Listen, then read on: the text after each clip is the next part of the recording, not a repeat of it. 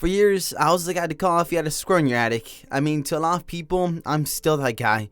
But over the last 20 years, I've branched out to other less common infestations. Now, I'm the guy you call if there's a haunted doll rummaging through your attic or a Sasquatch trampling your flower beds. I love my job. The specializations I've acquired have allowed me to travel across the country, meet incredible people, and experience cryptids like few have ever done before. It doesn't hurt, the pay is great, but the stories are even better. I have one short story for you now. It's more of a public service announcement than anything else really. I've dealt with every sort of infestation, from Sasquatches, spray human urine around the area of the sighting and it will avoid that area, demonic presence, usually gotta bring in a priest, sometimes can be tricked into inhabiting a lesser creature like a frog, and jackalopes. It's just a bunny with some antlers. Put it in a cage and give that poor thing a carrot. But recently, there's been one cryptid that's been growing more and more invasive into the human settlements. The hide behind. It's most commonly found in the forests of the northern United States and Canada, and the hide behind is one of those cryptids that can't easily be dealt with. In fact, I'm not even sure it's possible for one of these things to be bagged and tagged like we normally do with the other cryptids. To my knowledge, no hide behind has ever been killed, maimed, dazed, or even simply removed from a residence. Once it's made claim to an area, whether it be a local forest, a cave, or even in one particularly bloody case, a Bass Pro Shop, it will defend that area to the death. It was first documented by the Native Americans, then by the lumberjacks in the PMW of America. The IBN is one of the lesser known, but without a doubt, one of the more dangerous cryptids out there.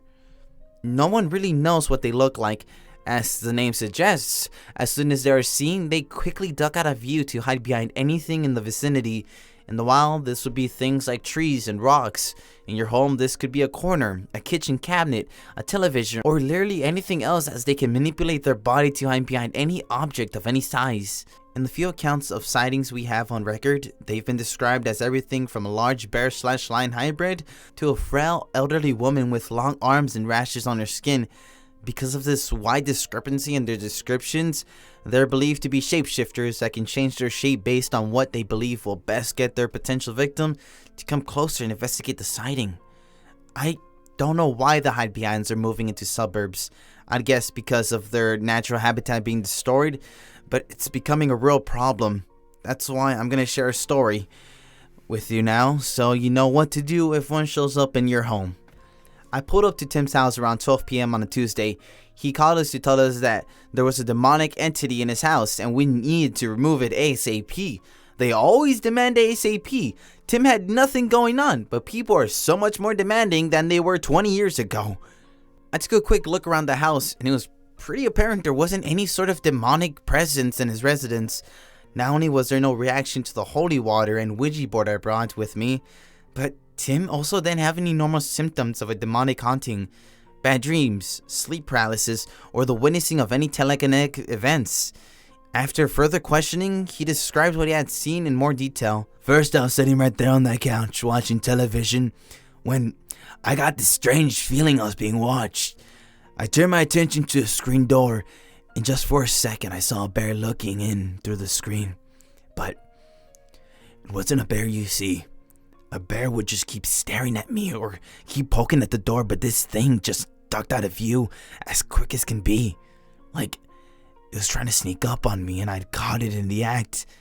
It bothered me, something awful, but I just grabbed my gun, set it on my lap and kept watching TV until eventually that feeling started to fade away. It was all peaches and creams until she showed up just a few days later. The she Tim was referring to was the new human form the hide behind was taking. I assume it's because of the lack of reaction to the bear form it had previously shown itself as. Like I said earlier, the hide behind wants you to look for it to come nearer. Like the anglerfish, it dangles something in front of you in an attempt to bring you closer. It's a lazy hunter. I was out in the garage in my workshop, and that feeling came over me again. That being watched feeling. I turn around and I'm looking out the garage door and I don't see nothing. But then, out of nowhere, I see a lady's head and shoulder pop out from the corner of the garage. And the second she sees me eyeing her, she pops right back around the corner where she came from. Well, this time, I went looking around for her. I gave a wide berth around the corner, cause I lived in New York City for a year in the 70s. So I've seen crazy people, and she looked crazy. And I didn't want her grabbing me, so I gave a wide berth around the corner, and there wasn't no one. I walked all around the house and I didn't see anyone. Not even footprints. Tell me that ain't demonic. It wasn't demonic. It was a hide behind. And I told the man as such. I told him living out here on the edge of town made him an easy target for it. I told him that there really isn't anything we could do to get rid of them or scare them off. I told him that the best bet would for him to leave a year at minimum. With luck, it would maybe even leave on its own. But the best bet would be for him to just burn the place down and never come back. He didn't like that answer. My family lived in this house for 3 generations. I ain't leaving, and I sure as hell ain't burning nothing down. I'll tell you what I'm gonna do. I'll keep my shotgun on me, and when I get that feeling again, I'll shoot it. Works for bears, and that's the meanest thing around these parts. Don't see why it wouldn't work for this, what you call it, hide behind? You can't argue with anyone over the age of 65. People get set in their ways, their beliefs calcify. So instead, I was just honest with him. I told him 2 things. The first thing I told him was that eventually he'd get that feeling that he was being watched, and he'd get his gun and he'd start looking around for the hide behind. Only he wouldn't find it. That's what happens in all these cases, because at that point it found the best hiding spot it could possibly get. The only place you can't be able to lay your eyes on it, even if you tried, directly behind you. And at that point, it's too late for you. The second thing I told him was that I'd be back in 2 days, and more than likely, he'd be dead. And then I left. 2 days later, I pulled my van up to Tim's driveway to find the screen door open and blowing in the wind. I didn't even need to cross the threshold of his house to find him. He was everywhere. On the floor, the ceilings, the walls. The smell was unbelievable. I poured some gasoline on the front porch and lit it with a match. The house was an inferno within 30 seconds. I got in my van and started to pull out of the driveway, and I took one last look at that house, and then beyond it, out into the tree line where I saw, for just a split second, a young boy, before he quickly pulled back and disappeared behind a thin little tree. I was hundreds of miles away by lunchtime. I say all this to tell you, if you ever think you might have a hide behind in your house, or even in the area, leave. Burn the place down if you can so new people don't move in. These things are like bears. If they know where they can get food at some place, they're just gonna keep coming back. And if you ever get that feeling you're being watched, and you can't figure out why, call your loved ones, because it's standing directly behind you. A few days ago, I posted a PSA on this website about what to do if you encounter a hide behind in your local area. Well, a few hours after I checked my inbox, I had about 1 million questions from 250,000 people. What kind of van do you drive? 2003 Dodge Sprinter van with Ratman spray paint on the side. Will my body wash attract the succubus? No, but they're intensely attracted to frustrated virgins, so you may or may not have a problem there. Can I come along on one of your jobs?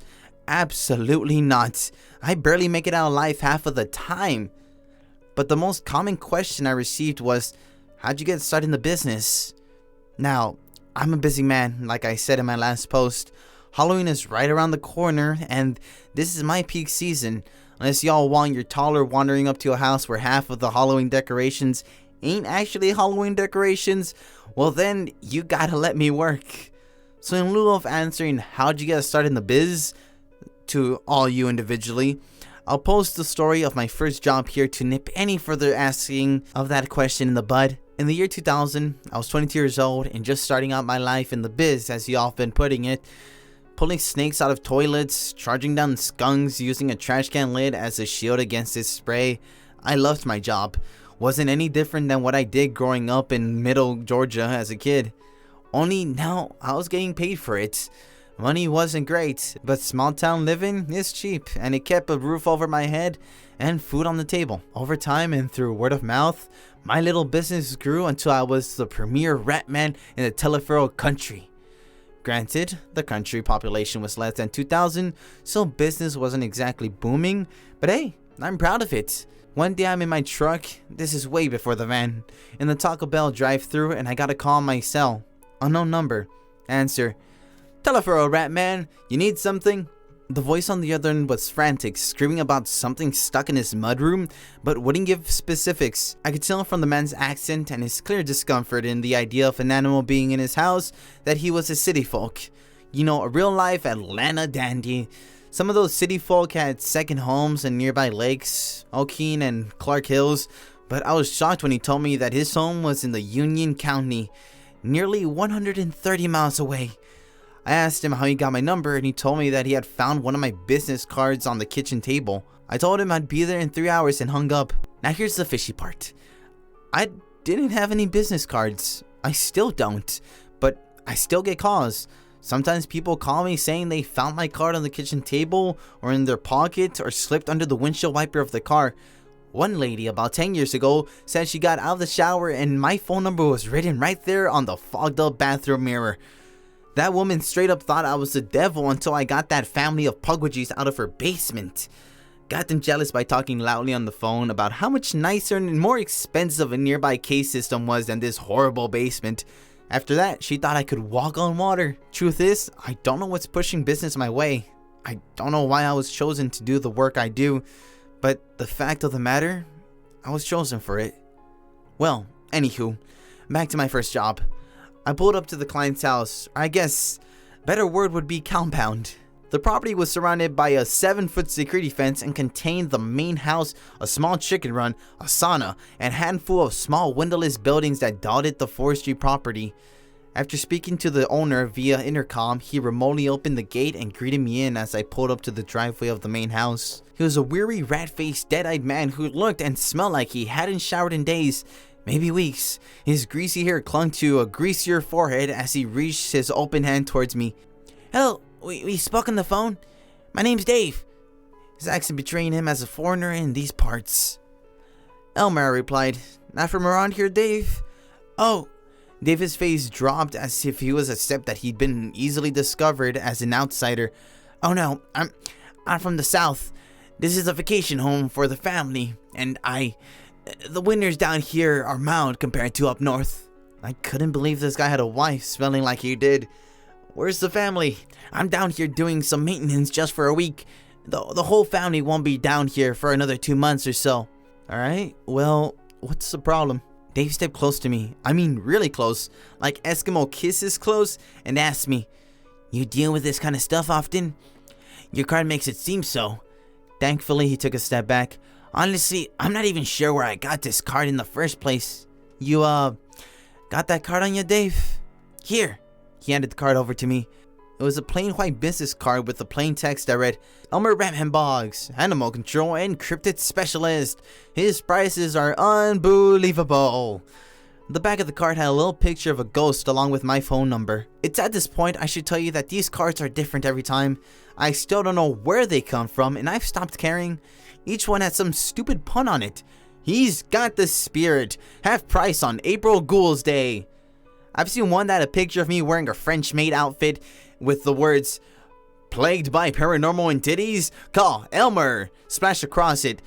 I do not like that one, and I have no idea where that picture came from, so don't ask. Yeah, I deal with these kind of things all the time, I said.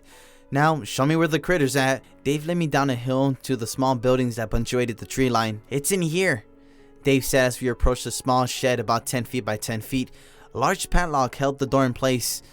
I thought you said it was in your mudroom, I asked. Yes, well, I was panicked on the phone, and I suppose, Dave explained.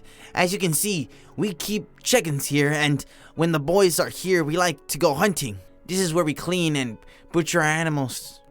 Good enough explanation for me. Open it up.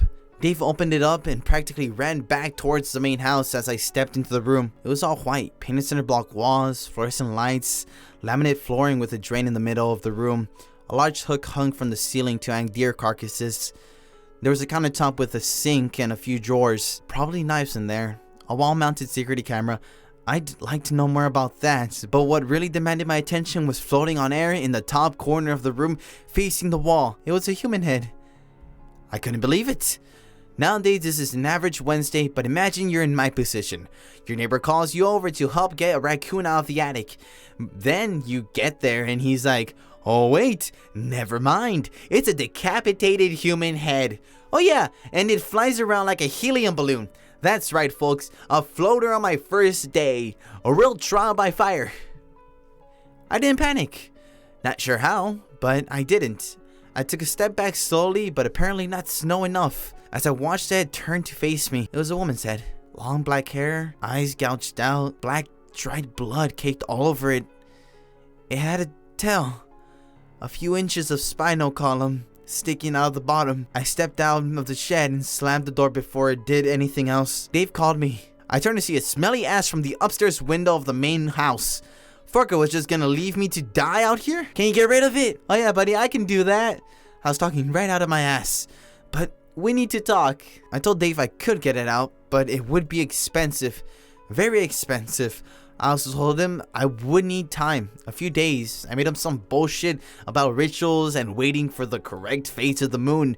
But in reality, I had no idea what I was going to do, and I just needed enough time to look around the internet to figure out what in the hell I was dealing with and how I should be handled. I told him I'd have to go home to get things ready, but I'd be back in a few days to fix his floating head problem. He made a counteroffer. He'd give me the cash advance right now to go in town and gather all the necessary supplies for the rituals and the cleansings, and I could stay the night on the property so I wouldn't have to drive the 3 hours home. He'd also give me an additional bonus if I could have the cursed noggin removed within the next 24 hours. I asked him if he had internet access. He did.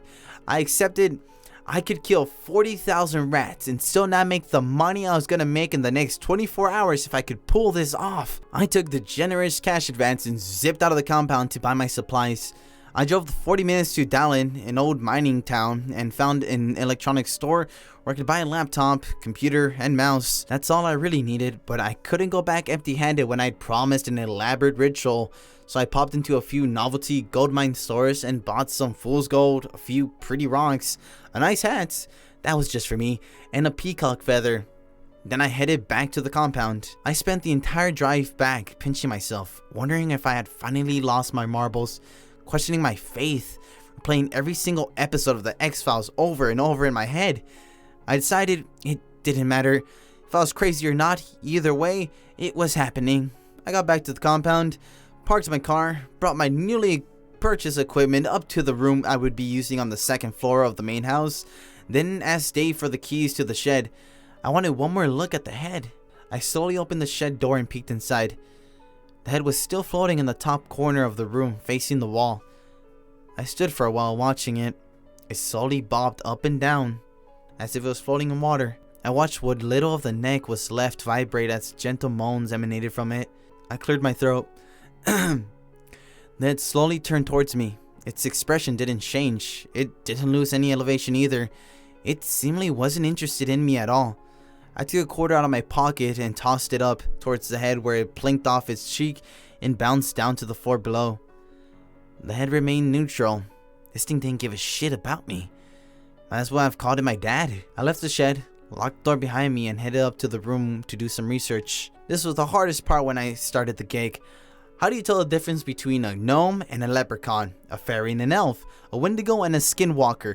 What happens if you get it wrong? I'll tell you what happens. You get hurt or you die. 6 years ago, I made the mistake of identifying a band of Nimigars as a Rocky Mountain Hill dwarves, and I lost 2 fingers and a bite-sized chunk of my ass.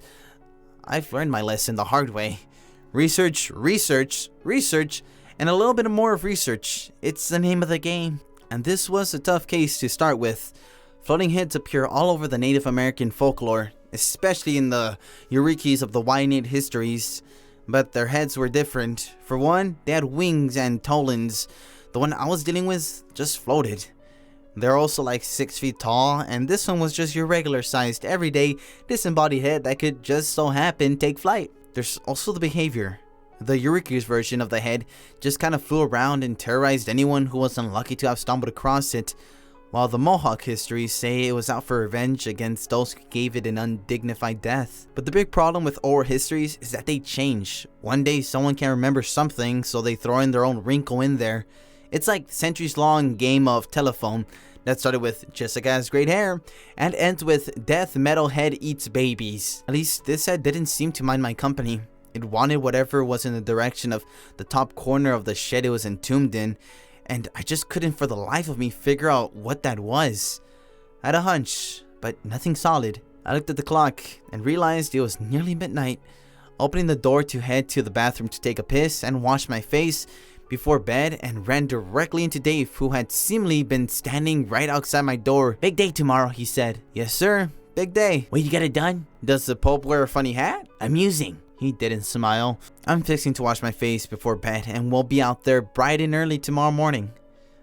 Well, Dave didn't seem to be happy to be included in the last sentence. "Yes sir, I need your help with the ritual," I said back to him. "Two-man job." "This isn't what I'm paying you for," he sneered. "Don't worry, you don't need to do anything. Just need you in the room." I was talking out of my ass again. "Nothing too big, just need you holding a peacock feather is all." "Humph."